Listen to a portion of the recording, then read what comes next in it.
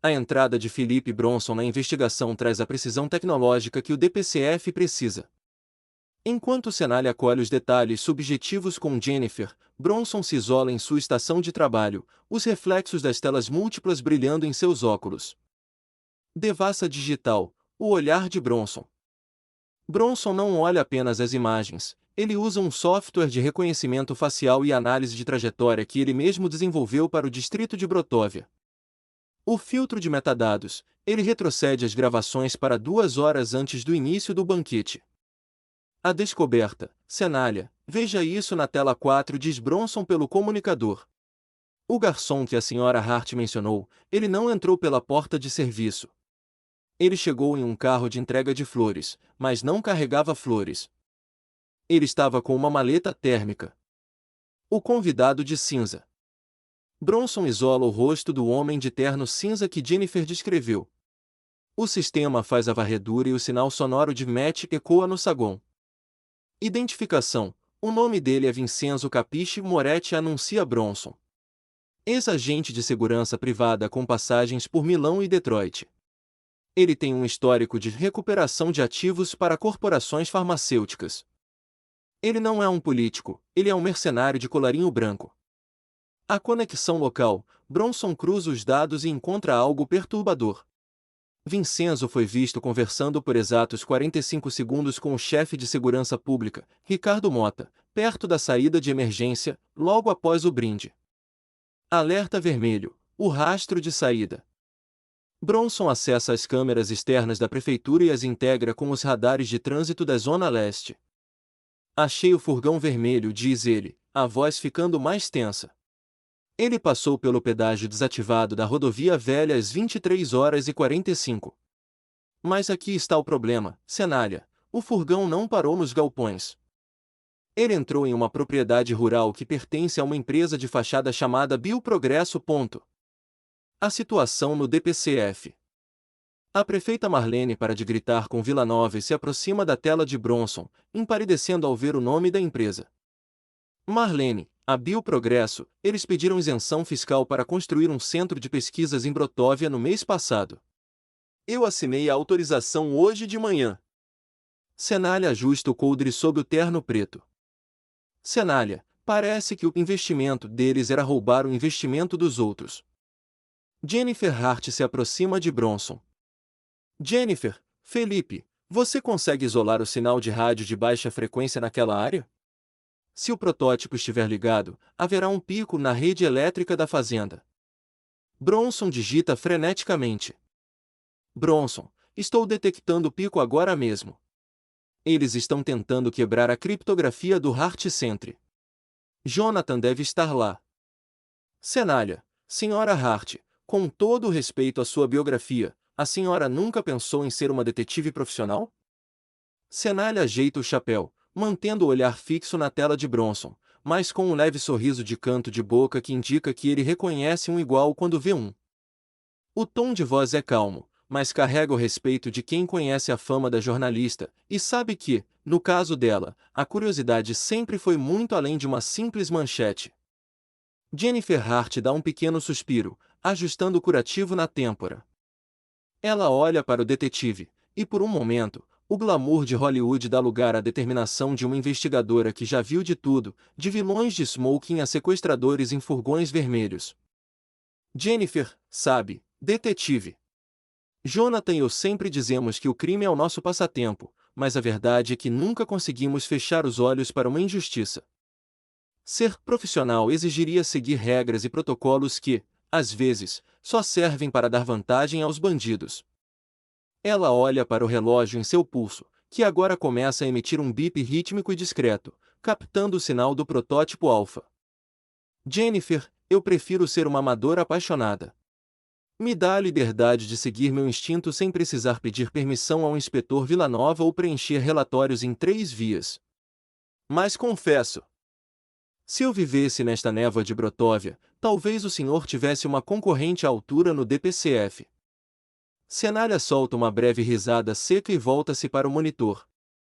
Cenália, o instinto costuma ser mais rápido que o protocolo, senhora Hart. E é exatamente disso que precisamos agora. O plano de invasão. Felipe Bronson aponta para o mapa térmico. Eles estão no subsolo da sede da Fazenda Bioprogresso. O sinal do protótipo está vindo de uma sala com isolamento de chumbo, mas há uma falha na ventilação por onde o rádio está vazando. Cenália vira-se para Max e Jennifer. Vincenzo e seus homens esperam uma força-tarefa da polícia, com sirenes e cerco oficial. Se mandarmos o Vila Nova com o contingente agora, eles podem usar o Jonathan como escudo. Mas eles não esperam um detetive de província, um mordomo de ferro e uma jornalista batendo a porta de trás. Jennifer verifica a carga do seu relógio e olha para Max, que já está verificando uma pequena lanterna tática. Jennifer, estamos prontos, detetive. Jonathan não aguenta muito tempo sob aquele sedativo se eles começarem a pressionar a biometria. Cenália faz um sinal para Krisha Rivera. Agente Krisha, você e o Vila Nova fazem o cerco externo, mas sem luzes. Só avancem se eu der o sinal pelo rádio. Nós três vamos entrar por baixo, pela névoa. Enquanto Cenália organiza a invasão tática com os Hart, a cena do crime na Estrada Leste recebe uma análise mais profunda. Sob a luz fria dos refletores do DPCF, a doutora Lívia Napolitano e a doutora Soninha Cenália caminham ao redor do veículo imobilizado. A névoa de Brotóvia parece lamber as rodas do carro, criando um cenário fantasmagórico. Soninha, com sua experiência de décadas observando a natureza humana, e a de seu filho, ajeita o casaco e observa a posição em que o motorista foi rendido. Análise de campo, Soninha e Lívia. O alvo e o agressor, doutora Soninha. Olhe o ângulo da coronhada no banco do motorista, Lívia. Não foi um movimento de pânico. Foi seco, calculado. Eles sabiam que o Max, ou Butler, como o chamam, era o elo forte. O agressor não hesitou. Mas veja o banco da Jennifer. Há uma marca de batom no painel. Ela tentou se lançar para frente, não para fugir, mas para proteger o Jonathan. Isso nos diz que os sequestradores subestimaram a reação dela. Eles esperavam uma boneca de luxo, encontraram uma leoa. O perfil do sequestro, doutora Lívia. Exato, Soninha. E note a ausência de pertences roubados. A bolsa de Jennifer está no chão, intacta. Joias, relógios, nada foi levado. Isso desativa o perfil de oportunidade. É um crime de subtração de ativo. Jonathan Hart não é uma pessoa para eles, é uma chave mestra. O uso do sedativo específico reforça um comportamento de preservação da carga. Eles precisam dele vivo e lúcido o suficiente para operar o sistema, mas submisso o suficiente para não lutar. A vítima no cativeiro.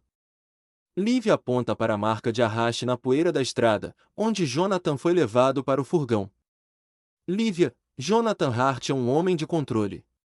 Estar em uma posição de vulnerabilidade química vai gerar nele um estado de hiperfoco. Ele vai tentar ganhar tempo, fingindo que o sedativo ainda faz efeito para mapear o ambiente pelo som e pelo tato. Ele é um jogador de xadrez, Soninha. Soninha, tomando um gole rápido de um café que trouxe de casa, eles cometeram o erro clássico de quem lida com gente poderosa, acharam que o poder dele vem do dinheiro. O poder do Jonathan vem da Jennifer. Se eles a deixaram viva, deixaram o rastreador mais perigoso do mundo solto. Meu filho sabe disso. Por isso ele a levou junto. As duas param diante da porta aberta do passageiro.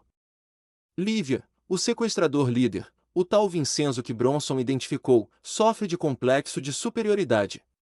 Ele deixou a névoa agir como sua aliada, mas deixou rastros comportamentais de quem quer ser reconhecido. Ele quer que Jonathan saiba quem o derrotou. Soninha, pois ele vai descobrir que em Brotóvia, a névoa esconde muita coisa, mas o faro de um Cenália e o instinto de uma Hart são impossíveis de despistar. A análise é clara, Lívia, eles vão tentar a coação psicológica em Jonathan nos próximos 30 minutos. Se ele não abrir o código, o nível de violência vai escalar. Soninha pega o rádio. Cenália, aqui é sua mãe. Não demore. O perfil do agressor indica que ele perde a paciência quando a tecnologia falha. E a tecnologia do Jonathan foi feita para não falhar. Jennifer, Sua mãe tem uma voz doce, parecida com minha saudosa avó materna. Cenália dá um leve sorriso, quase imperceptível sob a aba do chapéu, enquanto ajusta o coldre.